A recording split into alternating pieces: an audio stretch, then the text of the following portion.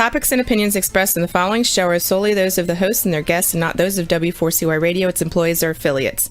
We make no recommendations or endorsements for radio show programs, services, or products mentioned on air or on our web. No liability, explicit or implied, shall be extended to W4CY Radio or its employees or affiliates. Any questions or comments should be directed to those show hosts. Thank you for choosing W4CY Radio.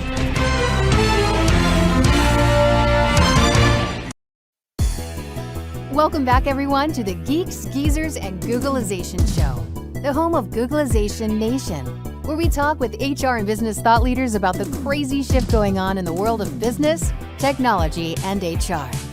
Here's your host, Ira Wolf, and co-host, Joyce Joya.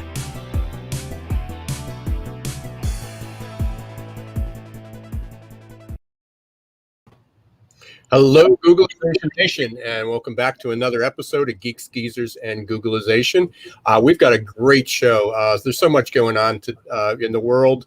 As usual, we talk about. I was on a couple conversations earlier today about adaptability, about change. One of the interesting questions that came up was about: do you feel in control of your life? Or how in control of your life do you feel on a 1 to 10 scale, which was very interesting because I've been talking about this. I posted a couple things up on LinkedIn and about normal. Everybody talks about we're getting back to normal. Joyce, we can see from your background, things are getting back to the way it was. I mean, your first live presentation was earlier today. You're in a hotel room. 2 weeks ago, we spent the first time in our hotel room in over 15 months or so, plane ride. So those things we're starting to get. I won't say getting back to normal because they feel different. They're different. They're unusual. It's not quite the same as it was. It's not back to. It's forward to. And what does that normal mean to a lot of people? What's that? Going back to work is that hybrid. So we're talking a lot about that. If you have opinions on that, please let us know. Please share them with us. If you want to join the show, if you're a speaker and you have your ideas about what normal is going to be, how do we, if normal is going to be VUCA or normal is going to be in a continuous state of flux, how do we each develop flow? How do we each become comfortable in a constant state of flux? And people, sometimes describe normal as calm, predictable. Not going to happen. That's not going to be anytime soon. No, that's history. But we have a couple great guests today, and I can't wait to talk to Clint Pulver. We had a short conversation with Clint right before the show, and Clint has a new book out called "I Love It Here." And it's about how do organizations create a place people don't want to leave. And part of that was, he's a millennial, and he's actually the millennial inside my body. I mean, if you want to see what a millennial inside a baby boomer body looks like, we're going to hear about. He's a drummer, and as a kid, I was always tapping. I was always playing. I was in the high school band when I was in elementary school. So that was the big thing in a small town. So you took the lessons and you participated. So I didn't play the drums because my parents said, it's too noisy. You don't want to do the drums. But I was always drumming on the surface. I was drumming, on the table. And if I was in services, I was drumming on the, on the row in front of me. And it was always knock it off, stop it. Clint's parents did it the other way. They found, yes. And he'll talk. I'm sure he'll tell about the story. Yes, I want him to tell that story. Channel that energy into that. So he's got a great presentation. So I can't wait to talk to Clint. But yes, so let's bring him on. Yeah. Well, I actually want to do a couple. Oh, things. Right. So we've got a second guest today. We got Tova Sherman. So it was supposed to be with us a couple of weeks ago. We technical problems, couldn't get her on. And Tova's going to talk about inclusionisms, especially she has 18 inclusionisms. She has a new book, Win, Win, Win. And it's about especially disability. When we talk about diversity, inclusion, oftentimes disabled people are excluded from that. And when you think about it, disability is probably a common thread, whether you're black or white, whether you're male or female, whether you're gay or straight, whether you're young or old. Yes. Diversity. I mean, when you talk about diversity, including disabled people, because we will all, one of her suggestions is we will all sometimes have a disability at one time or another. Right. So that'll be an interesting conversation. So we're going to start with Clint, follow that up. One announcement about tomorrow. Been talking about this for a while. May 20th is here. I have my webinar, Grow and Thrive in an FCDD world. And it's free. Hopefully you join. We have a pretty large group coming. And as I started the show talking about how do you get in control of your life in a VUCA world or an FCDD world, how do you do that? So we're going to be talking about adaptability. The website's displayed on the screen for those who are listening. It's bit.ly/AQAI520, bit.ly/AQAI520. So hopefully you'll take advantage of that. With that, and last thing, we want to thank our sponsors, Ngomu. We'll hear from them, hear from Ngomu in during the break, and also Success Performance Solutions. And later we'll put up a URL where people can sign up for the launch event. Excellent. Yeah, which is coming up also next week, yes. I believe. So right now I want to bring on our Undercover Millennial or Millennial Undercover. For those of you who have, you might have seen the show Undercover Boss. Well, here we've got Clint Pulver. He's our Millennial Undercover. Welcome, Clint. Thank you, you two. It's an honor to be on the show. I appreciate it. Yeah. Great to have you with us, Clint. So as you heard, let's start with a couple things. I think you might have heard while you were in the green room, my history of drumming. Still, it's one of my goals. You and I chatted a little bit about that. So as a kid, give us your story, how you got into that, and then obviously that led into what your philosophy is and taking care of people and inspiring people. For sure. Please tell us about Mr. Jensen. Yeah, I was the kid in school that I just had a hard time sitting still, just like you talked about, Ira. I couldn't focus. I would tap, tap, tap, tap, tap. And obviously everybody sees that as a problem and as an annoyance. And I got called the twitcher. People called me the tapper. The teachers would constantly say, sit still, hold still, stop tapping, sit on your hands. And it happened again and again and again until one day I had a teacher, and his name was Mr. Jensen. And he looked at me as I was tapping in class, and he said, young man, I need to see you after class. I need you to stay here, and we're gonna have a conversation. Great. And I remember thinking, like, this is it. I am getting kicked out of school as a 10-year-old. All the other kids are like, oh, Twitcher's gonna die. You don't want to stay after class. And the bell rang. Everybody left, and it was a completely empty room minus me and Mr. Jensen. And he motions for me to come over to the back of the room. And as I sat down, the first thing that he asked me was, do you know why we're talking right now? Do you know why we're having a conversation? And I said, yeah, it's because I can't sit still. And he said, listen, Clint, you're kind of the kid that's on the list. Everybody sees this issue. You tap in my class, you tap in everybody else's class. You never hold still. The kids call you names. It is an issue. But I've sat back and I've watched you. And he said, it's crazy. You'll take a pen, and you'll start writing with your right hand, and then you'll tap with your left hand. And then he said, then you'll switch the pen, and you'll start writing with your left hand, and then you'll tap with your right hand. And he looked at me and he said, I think you're ambidextrous. And I was like, no, I'm Presbyterian. He said, no. He said, that's not what it means. No, he said, can you tap your head and rub your belly at the same time? And I gave it a go, and I could do it. And he said, now switch it. He said, can you rub your head and then tap your belly? And back and forth without thinking about it. I could do it.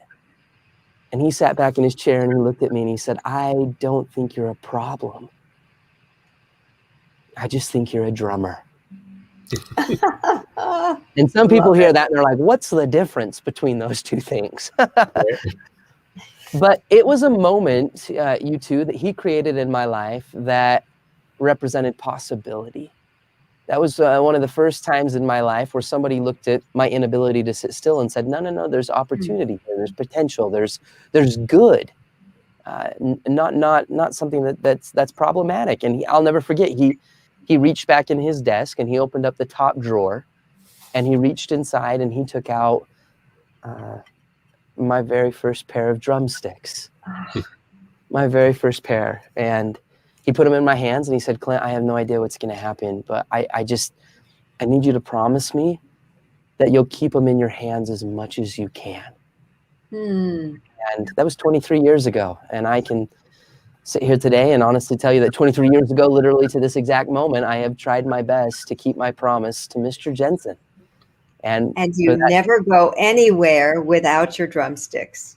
Yeah, pretty much. I've been a professional drummer for a very long time and have been able to play with amazing artists and tour and record all over the world. And all because somebody believed in me, all because somebody created hope and possibility out of an issue, a problem.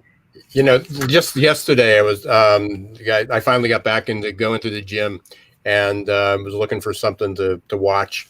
Stairmasters can be pretty boring when you're doing it for 35, 40 minutes, staring at a screen. And I watched it was a story about Adam Lambert and Queen, which I'm sure you would relate to. You know, and Adam Lambert as a kid was really singled out. Yes. I mean, not only did he feel he didn't belong, but you know, and his parents were fortunate enough to recognize, and they sent him to theater, you know, camp, and he realized being on stage and doing all that was the revelation, and look where he is. So, you know, I guess the transition to this in the world that Joyce and I live in, and you as well, talking about you know, experiences, that good leaders recognize these talents, recognize that it's not creating a bunch of robots and clones and having a benchmark and everybody has to fit to that model. Is who are the people that bring those exceptional skills, those out of the ordinary skills, and how do you hone those and how do you let those shine? And you know, companies better figure that out quick, because there's certainly a shortage of talent unless they're looking for a bunch of widgets to plug in. It's also, I think, Ira, about taking the talent that you have and finding their uniqueness. Oh, absolutely. And their gifts.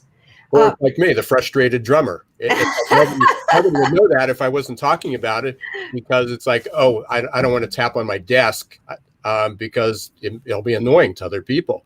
We're stopping it rather than bringing it out. Clint, you've had, I mean, I definitely want to talk about this Undercover Millennial, because I mean, I love it. I mean, it sounds, you know, people have probably seen the Undercover Boss and what the boss learns, you know, when they go in. Tell us about, I mean, you came up with this idea. Where did that come from, and what did you learn from being the Undercover Millennial? Yeah, great question. So 5 years ago, I was a part of a mastermind group. We were in New York City meeting with CEOs and executives and in the fast hustle and bustle of the crazy city. And one of the gentlemen that we met with owned a large sporting good retail store in Manhattan. And beautiful store, employees were there, and we're sitting there talking to him about his business and his strategy. And he talked about how he needed to adapt over the years. He needed to change the strategy to meet the demands of an ever-changing marketplace. And I'll never forget, in his thick New York accent, he said, "You got to adapt or you're going to die. If you don't adapt, you're going to die." And I was like, wow, that's very profound. And then I just asked him, we opened it up for Q&A, and I said, what about your management style? And, you know, what about people? Have you felt the need to adapt there as well? And he fired back instantly, and he said, no need to change there. What I do today, I did 20 years ago. I was like, wow, okay. It was interesting because he felt the need to change to an ever-changing marketplace, right? The demands of a business strategy. But when it came to people, there was no need for adaptation. And I remember I looked around in that moment, and all of his employees were my age or younger. I'm a millennial. I was born in that generational year, and they were Gen Z or millennials, so a little bit younger than I was. And I just thought, I said, I wonder if they would say the same thing. I wonder if they would have the same story and tell the same, have the same reality that he does. So I thanked the gentleman for his time. Yeah, well, we had 35 minutes to kill until I needed to be to the next place. I had nothing else better to do. And mind you, I was just a customer that day. I looked like this. I had a backwards hat on, was wearing a hoodie. And I just, with the time I had, I walked up to the first employee that I saw and I said, hey, I'm just curious, what's it like to work here? And the employee got really quiet, looked around. I felt like we were doing an illegal drug exchange. And he said to me, he said, do you really want to know? And I said, yeah. He goes, man, I cannot stand it here. He said, dude, it's just a job, man. All of us, every one of us, we're just cogs in a wheel, dude. Like, I don't even think my manager knows I'm here right now. And I remember saying, oh, then why are you still working here? And then he fired back and he said, I've already applied to 3 other places. And as soon as I get a chance to bounce, I'm gone. And I thought, okay, well, maybe he's having a bad day. So I went and asked another employee and another and another and another. And at the end of the 35 minutes that I had, I interviewed 6 of his staff members. And at the end of those conversations, 5 out of the 6 of his employees said they would not be working for him and his store in less than 3.5 months. Wow. The perception of leadership versus the reality of the employee experience could not have been further apart. That was the moment. That was the day for me that I thought, my goodness, what if he could hear this? Because he has no clue. I do, and in my years of doing this, I've been doing it for almost 5 years. We've worked with 181 organizations, and I've interviewed over 10,000 employees undercover. And for the most part, most managers have no idea they're doing poorly, because there's no incentive for an employee to go and honestly tell a manager what they really think, what they really feel. You know, we do the one-on-one management meetings, right? We sit down and tell me how I can be better for you. And I remember my days in corporate America. And when I was frustrated with a manager, there was no way I'm going to sit there and say, yeah, you're the dude that always micromanages me in everything I do. You're the guy that whenever we win, you take all the credit. Or when we lose as a team, you blame everybody else.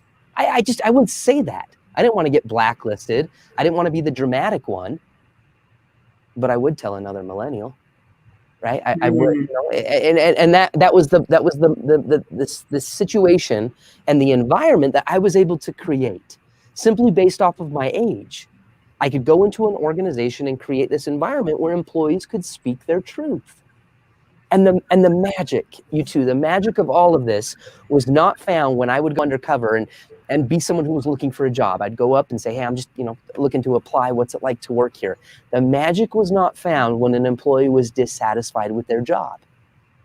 The magic was found when I would walk up to an employee and say, what's it like to work here? And they would respond with, I love it here. I love my job. I love what we're doing. You should apply. And then when that response would trend from employee to employee to employee, why?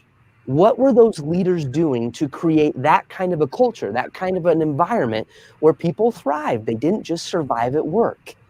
And that's why we decided to write a book about it. And for the last 4 years, I have been writing I Love It Here, How Great Leaders Create Organizations Their People Never Want to Leave. And it's a unique perspective because it's not another leadership book written by a leadership expert. That's not what this is. This is a book written by 10,000 employees who knew that their leaders were getting it right. So in your research, Clint, you discovered that there were 4 types of managers in Correct. your view. Talk about that a little. Yeah, if an employee was satisfied or dissatisfied with their job, I could always tailor it and bring it down to 2 variables. The standards that organization had or the manager had, and the connection that company created, or the lack thereof of both. So standards and connection, if they were mad or they were frustrated, it was because they didn't like the policies, or they didn't like how they initiated something or managed things, or they didn't like how they were being paid, or they felt like they were never heard or seen or understood. So connection and standards. So those 2 variables we'll use as I kind of break these down. The first manager that we found was what was called the removed manager.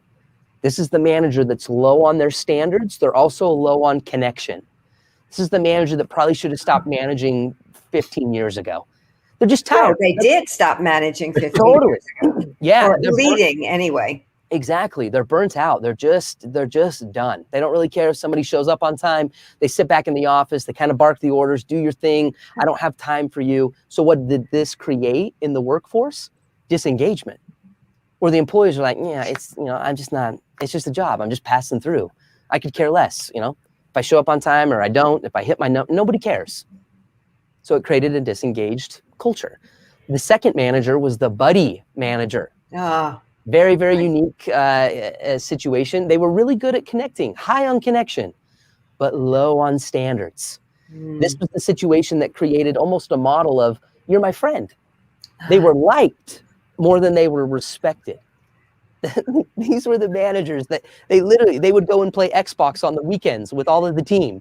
And then they'd come in Monday morning, guns a-blazing, saying, hey guys, we got to do better. We got to perform. And everyone's like, what? I just saved you in Call of Duty on Saturday. and love that. Coming in and it just didn't work. So it created a sense of entitlement where almost the employees became more of the boss than the boss did. The third manager, number 3, unfortunately the most common, was the controller, the controlling manager, high on standards, low on connection. This is sometimes that older command and control style of leadership. Put your head down, go to work. Don't millennial, don't whine to me, millennial. Don't cry to me, Gen Z. You know how we used to do this 20 years ago? Don't. I show you I love you because I give you a paycheck. Do your job. And what did this create? Rebellion, constant rebellion, employee and manager going toe to toe every day. And it was a battle, and it was fear-based tactics, manipulation. Do your job or I'm going to fire you. You're easy to replace. But the fourth manager, man, and this was really the magic, you two. It was what I call the mentor manager. They were high on their standards, but they were also equally high on their ability to connect. And what did this create? Respect. They were not always liked, but they were respected. And it creates loyalty. Oh, like you can't even imagine. I mean, the beautiful thing is that it was voluntarily created. I call it mentorship. It's mentorship versus management. Sometimes we categorize leaders and managers. In my research, I found this middle ground, and it was mentorship. When an employee hated their job, they talked about the manager. But when they loved their job, they talked about the mentor. This person that because of who they were, the innate traits and the respect they created, the characteristics of a mentor, where people said, I like myself best because I'm with you. You are the person that will connect me to my dreams while I'm working.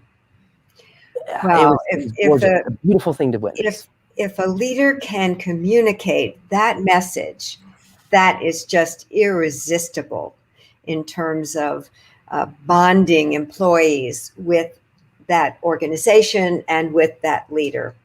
What do you consider the secret powers hidden in every employee? I was fascinated to read that. I think that every employee has, it's almost like the Mr. Jensen story. We all have possibility. We all have potential, but we also have worth.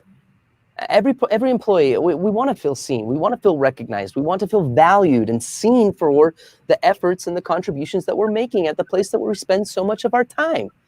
And so I believe those two things, potential and worth, possibility, recognition.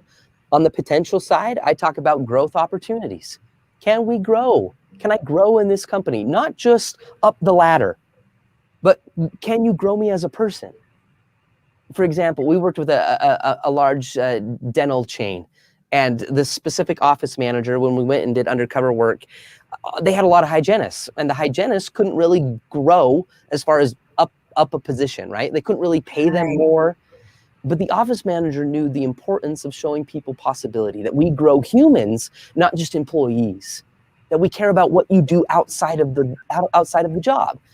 And she she gave every employee the opportunity to enroll in Dave Ramsey's Financial Peace University. And she looked at her employees and she said, you know what, I can't pay you more. We can't really promote you, but we can help you get out of debt. And we can help you, pay off your home.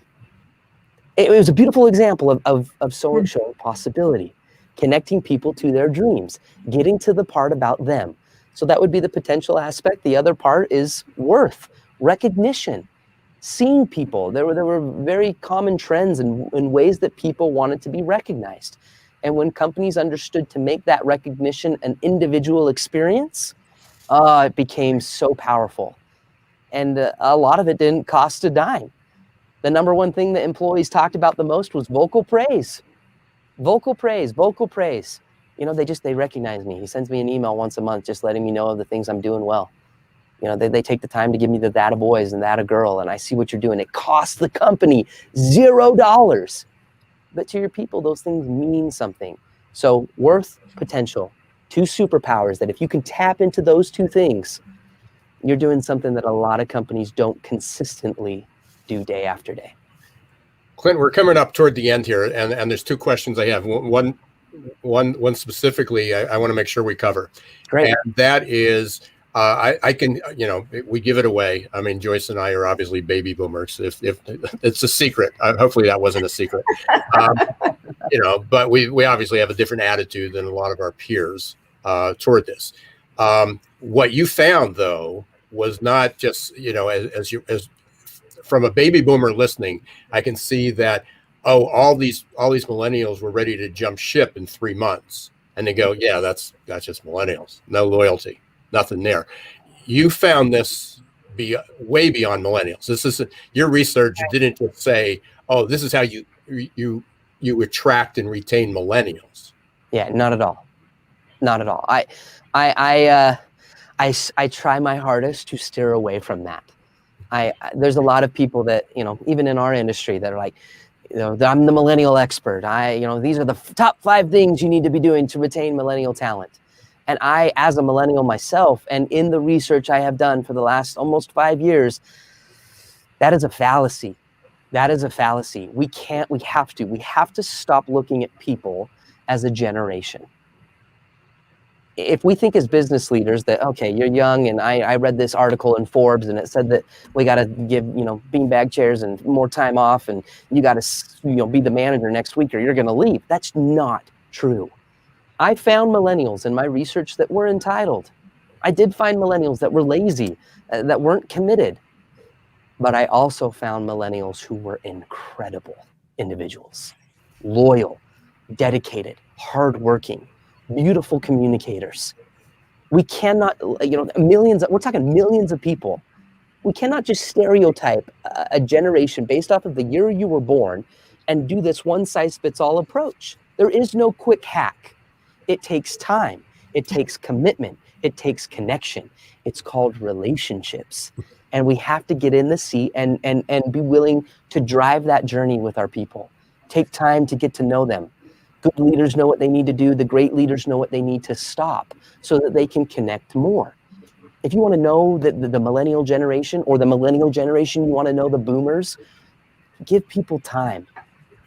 Understand that relationships take time. Everybody is a unique individual with unique perspectives and upbringing and cultural background. And when we can get to the part about them, then that creates the foundation that lasts. And that's exactly so Clint, why. How do we get your book? I'm sorry. Go ahead. Yeah. So that's exactly, Clint, why I didn't write Geeks, Geezers, Googlization 2. That was actually prior to a podcast. That was my book, because I didn't want to just talk about the generations anymore. Yes. And I do have one final quick question. Great. If we pulled the camera back, if we were able to do that, you have control of your camera. You sitting in front of your drums? Yes, sir. Yes. We've got the drums live in the studio. They are set up, fired up, ready to rock and roll at any time. I was just picturing you on your stool and with the drum set in front of you. So that your comfort zone. That's right. It's literally my happy place here. All right, let's see. Let's see if we can. How's that? Is that a little better view? Yeah, absolutely. Is that working? Oh, let's see. There we go. There it is. Oh, there you go. In the hot seat. So yeah, this is where we're living now. Yeah. How can people get a hold of you, Clint? Yeah, they can check out my website, clintpulver.com. And then the book is available on Amazon. It's called I Love It Here, How Great Leaders Create Organizations Their People Never Want to Leave. And I just appreciate you too. Thank you for this opportunity. Thank you for what you're doing. And we can do it again soon. Hey, thank Thank you, you, Clint. Yeah, no, I appreciate it, and congratulations on the book. Can't wait to finish reading it. I highly recommend everybody go up and get a copy of that. Certainly fits with our message that we've been trying to preach for a while. Hopefully, we get it across. Continued success, Clint. Hopefully, we'll run into you one of these days. Thanks, you too. Keep drumming. Thank you. Bye. You know, I really wanted to ask him to play his drums a little bit. Yeah, I thought of that before. I didn't really, and then when I saw him sitting there, I go, he's got to be sitting in front of the drums. It just looks like that setup. I was starting to envision it. What was I going to say? Last year at this time, what was reminded me, and it's a shout out to her. We interviewed a young millennial. She's only about 26, 27, and she goes by not Brianna Shelton. And she goes by, I'm not the not so millennial. And again, Okay. it was shattering all the stereotypes that are out there. And I think she had 15 different gigs she was going on. And she was in the real estate. She's a singer. She had a social media company. Certainly didn't fit into the lazy, low work ethic. And again, we got a lot of plates, obviously. So we can talk about that for a long time, but we've got another great guest coming up in a few minutes. Tova Sherman. We're going to be talking about inclusionisms, disability in the workplace, and can't wait to get to her. We'll continue that conversation. But in the meantime, we're going to hear from our two sponsors, Ngomu and Success Performance Solutions. Thanks for watching Geeks, Geezers, and Googlization. Imagine growing great employees and advancing emerging leaders for less than $1 a day. The Ngomu app will support your employees in a myriad of ways, from career and personal development to health and wellness. No need to schedule and hold trainings. Just have them access over 90 coaches for live virtual group and one-on-one coaching for whatever topic they need or want to work on. Anytime, anywhere. Learn more at ngomu.com today. For many people, the bridge to the new normal is too far, too difficult, too scary. Waiting to get back to normal becomes a way of life, filled with fear and despair. But wait, why are those people who dare to travel to the new normal celebrating? Opportunity and growth? How can you get a piece of the action? The bridge between the past and the future, the status quo and the new normal is adaptability. You have a choice. Which side of the future do you want to land on? Will it be coping and surviving or growing and thriving? Adaptability quotient is the new competitive edge.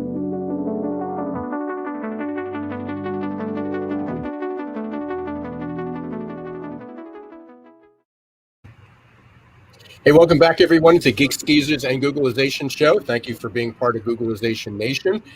Before we jump in, we'll follow up with the adaptability. Don't forget that we've got our webinar coming up tomorrow, May 20th, 1 p.m. Eastern Time, on how to grow and thrive in an F-up world, FCDD up world, frustrating, confusing, disappointing, and distracting.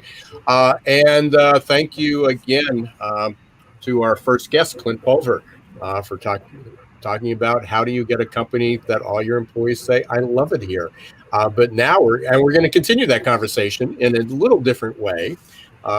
In the intro, I mentioned how we've had quite a few conversations. It's a huge topic in the world of business and HR is diversity, inclusion, and equity. Last week we had great guest Solange Shira. We were talking about that as well. But now we've got Tova Sherman. Tova has a new book, Win, Win, Win. 18 inclusionisms, yes. Right, as she calls them. Two examples, and I hope these, I don't know if these are included among her favorites, but I'm reading down her table of contents, and one was everyone has, or will have a disability. And the other is diversity without inclusion is like a house without a foundation. Welcome, I love that. Tova. Welcome, Tova. No sound, Tova. Yep. Right, you're muted. Well, she's not muted, but we don't have her. Oh, boy. Right there. Uh-oh. Yep. Oh, Your boy. mouth's moving, but we can't hear you. Now you're muted. Can you unmute yourself? Yep, you need to unmute. Oh dear. Uh-oh. There should be a button on the bottom for unmuting. Yep, you got pulled out. Hello. Oh, there we are. I'm Good. worth the wait. I swear to God, I'm worth the wait. I'm such a headache, but I'm worth the wait. Thank you, Joyce and Ira. You know, they don't let me on the computer a lot, and this is why. So, well, welcome to the world. We understand. So let's talk about win-win-win. Let's talk about inclusionism. I mean, you've had a career. Your company, your organization you work with, or your organization that you work with, is Reachability. Yeah, Reachability Association started over 20 years ago. And it's an NGO, a nonprofit that's dedicated to equalizing the playing field, as I like to say, one person at a time. And although we are inclusive of disability, we're not exclusive. We believed any marginalized community member deserves the playing field equalized, nothing special about it. So I wrote the book because I'm a public speaker for years, and my staff kept saying, you always have these good sayings. And we started putting them on t-shirts at the Reachability store, sayings like you mentioned. Now, my favorite's probably the fish stinks from the head, Ira. I just love the sound of it, but I'm from Nova Scotia. So it could be that I'm just really connected to the ocean. But I want you to know that they kept saying, let's put these somewhere where people can really use them and value them. And as a person living on the ADHD spectrum, which won't surprise those that know what that is, but it's like a rainbow without all the color. So you have the mild, the medium, and you have the severe. And I'm quite severe. So I have a lot of energy and I have a lot of impatience. So I think I got these isms together because I love to make my point quickly. And it seemed like these were the ones that really guide people. And it's a reference book. It's not a huge read. I'm not going to make you read War and Peace. In fact, that wouldn't be very good for a person with ADHD. No, I haven't read it. Exactly. And not even the movie. But the point is, it's not only thin, but there's pictures. In fact, one of my favorites, when you talk about, as I mentioned, the fish stinks from the head, look at this wonderful work by Lee Cripps, an artist with disability, right here. Nice. Very nice. He got my saying, and then we wrote a little bit about it, and then in practice, which is how to apply it right now. So that's why we got the book out. It really complements the work I do around North America as a public speaker and as an educator around inclusion of persons with disabilities. People with disabilities represent an amazing reservoir of talent for employers today. So the question in my mind is, how do we help the employers who are crying for this talent find the people with the disabilities who can do those jobs and who would love to do those jobs and be very loyal and long-term employees? How do we get them together? Well, I always used to imagine, I like metaphors, but I always say it's like a cruise ship running aground, because like at Reachability, my agency, we do a tremendous amount of services for the individual that's trying to get employed. For instance, I have a lot of employment programming. And then I say, but what about the employer? They're on like the beach going, don't look at me. So as you mentioned, we have this need to expand our talent pool, Joyce. We have this need to get the right person, right job. Preferably they'll stick around for more than 20 minutes. And we have this need to have diversity, because you only have to read your Harvard Business Report, your McKinsey reports, you name it. They're all saying the same thing. We can prove without a shadow of a doubt that the diversity and inclusion of people with disabilities in the workplace benefits both the bottom line dollar as well. So I'm not going to have that argument with you. What I'm going to say is we haven't figured out yet how to get started. And I tell employers from the top down, you've got to do the work, first of all, from the top down. But what I'm saying to them is, let's not make it like an add-on. Every time I do training for HR people and managers, and they say, you know, one day the boss comes and says, now I want you to focus on this diversity thing. Right? And it becomes this add-on to them. Why are you adding work? Now, what I say to employers is, and leaders, let's go back to our value statement, That's even before our mission statement. And I always do this when someone is going to hire me to speak. I look at their statement and I see where in it they talk about diversity and inclusion, not just disability, diversity. And usually it's page 48J. You know what I mean? So I remind the employers that if we actually took the time to dust off those values and ask ourselves if the verbiage, the reality, the meaning, the messaging hasn't changed and it isn't valuable enough to consider going back. Because the whole purpose of this book is the 3 wins. And Ira and Joyce, I know you know who Stephen Covey is. And Covey sold 85 million or so books. It's probably more like 60, but I'm an exaggerator. He sold a gazillion books about the concept of win-win. Now, of course, for those of your listeners and viewers who don't know what that really means, he really likes the idea of the used car salesman and the buyer of the car can both benefit. Why was it in business at one time someone had to lose? Now, he really popularized, and still today we talk about it a lot, the idea of I want my customer to win and I want to win. The whole idea of win-win-win is truly updating the thinking of Covey to our today world, which is if you have a third win, that means you're inclusive and likely confident around inclusion and hopefully around disability as well. Do you think with the events of the last year, certainly with video, with hybrid workforce, one of the challenges before, I don't know if this was in the book or in one of your, something I read about you talked about ramps and handrails.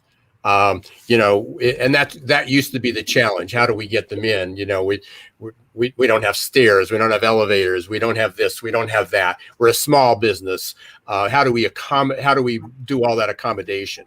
And then all of a sudden now we have this ability to hire people that have disabilities that if they have a physical or maybe a mental disability, but especially physical, we don't have to worry about that anymore. So there's all these talented people that are able to now join the workforce. Do you think it's a huge opportunity, but what are some of the challenges that companies still may face with making that transition? Okay, that question I could answer for a day. So I'm going to try to break it down for my sake. Maybe it's the ADHD. You got about 5 minutes. Huge, Ira. 5 seconds. Okay, here's the story. 5 minutes. Okay, that's better than 5 seconds. Okay, that's the 5-second look. I guess what I want to say, because I do want to get the most important stuff out, and that is about what leaders can do. Here's the reality, Ira. They have done studies as recently as 2020. And what we've discovered is there is a problem not with the capacity of people with disabilities to work, but the bias around what people view of people with disabilities. In other words, whether conscious or unconscious, the barrier for someone like myself to getting the job is not my inability to do it. It's your lack of belief that I can. And you're not even knowing that's affecting your decision not to engage me or not to broaden your talent pool to include me. And so I do talk in the book, one of my isms is you can remove all the architectural barriers in the world, but it's the attitudinal ones that remain. That's a very timely one, although it's many years old, because it addresses your very question. As a person with disability, if I wasn't able to leave my home, this is great. Now other people are working from home. It's become popularized. I get what you're saying. But there's a huge flip side to that, which is isolation issues. We don't want to always be just at home. But nothing we're discussing touches the problem, which is bias, conscious or unconscious. That is really the true reason persons with disabilities in America are not working at a higher percentage. And that includes promoted as well. We may get a job, but we're 40% less likely to be promoted because of the bias, not because we can't do the job. So I really want to answer your question, but I also want to broaden the thought there a little bit. Well, and I think one of your chapters, what is an inclusionism? An inclusionism is a word I made up because I used to call them Tova-isms, but that's incredibly narcissistic. Now, I did check in with my therapist. She says, it's okay. Don't worry about your narcissism. You have an incredible amount of empathy. So I'm safe. But I said to my staff, we always call them Tova-isms. I said, we got to change the name. That's even for me too much. So we decided inclusionisms because really they're isms that will bring you closer to inclusion. And notice I didn't say diversityisms, because you can be all diverse as you want. You can hire everybody from everywhere. But if you don't have an inclusive culture that understands that that bias exists and is prepared to do something about it, you're going to be stuck at that, gee, wouldn't it be nice, for basically ever. Yeah, and it's actually worse because there's a disconnect, right? Big. And that's really a problem, because and then when there's a stigma, disconnect. Joyce, I'm what sorry? about the person with a disability who's now completely stigmatized because society has told them they should be? They're broken. Right. Right. Exactly. So everybody's being affected by this bias, by this misinformation that is really sourced, Ira, from the idea that disability used to be a medical paradigm. We were broken. We needed to be fixed. Whereas now we can talk about the social, I call it human rights paradigm, where we have a right to be heard and not for us, without us. That's why it's win, win, win, because when you include everyone, the business doesn't just win, the customer doesn't win, everybody does. And there's always more than three, but I didn't have room on the cover for more than win, win, win. And I think one of your other isms, it probably captures what you were just talking about, as mindset, where you talk about inclusion is different, not difficult. And that's pretty much mindset. Is How do you reframe it? And it's just, and if it's different, maybe it's an opportunity, and it is an opportunity. I mean, you're preaching to the choir here. So I'm used to it, but I'm hoping I'm preaching to a few people who aren't in the choir too. That's all right. And that's our reason for doing the show, is to share this message and to bring you on. Yes. And it's been great to meet. How can people get a hold of you, Tova? Well, first of all, if they want the book, it's Amazon.com, Amazon.ca. If they want me, it's really easy. Tova, Tova, at reachability.org. I answer my own emails. I'm not a fancy person, but what I am is someone who has a deep sense of responsibility and passion to equalize the playing field for all of our citizens, including those of us living with disability, which is everyone. Which fits into my theme really, really well, talking about adaptability. And adaptability is how do we help ensure that 100 million people aren't left behind? And that obviously includes equalize the playing field for everyone. That's our answer. Right. By the way, I have to tell you before you cut me, I love the name of your show because I've always said I have a need to know. I'm very curious, and Google has a need to tell me. So I've had a very symbiotic relationship with Google. Just wanted you to know. Tova, thank you so much for your time. It's really been terrific. Thank you very much. Have a great day, everyone. Thanks for being here. Take care. Oh my gosh. Yeah. Both. You talk about a high energy show. I mean, we've had with Clint and Tova. Right. And then I wanted to thank our listeners, Ira, for putting us in the top 10% of podcasts on what's it called? Listen Tones, I believe. Listen Tones. Listen Tunes. Well, whatever. Anyway, so thank you all very much. And we will do our best to keep bringing great guests and great content to you. And before we close, I just quickly wanted to mention the launch for Ngomu, our sponsor, because what Roxy just put up is the URL where people can go and sign up for the launch event. And Bill Jensen is going to be speaking, and I'm going to be speaking, and promises to be a fun time. It's at 11 o'clock in the morning on the 25th of May. 11 o'clock, which Eastern. Eastern. I always do Eastern now. Thanks to you. Well, we've got people around.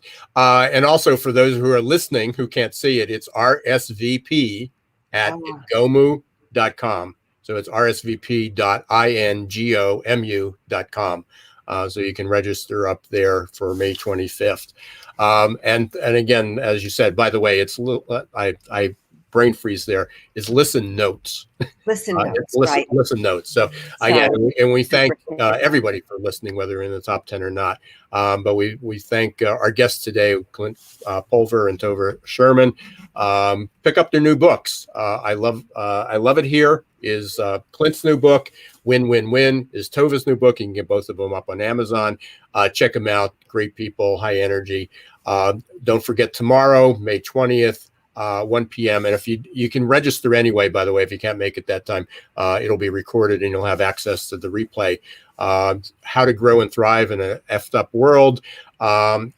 It's bit.ly/AQAI520. And until next week on live Geeks, Geezers, and Googlization, don't let the shift get your plans. Bye, everyone.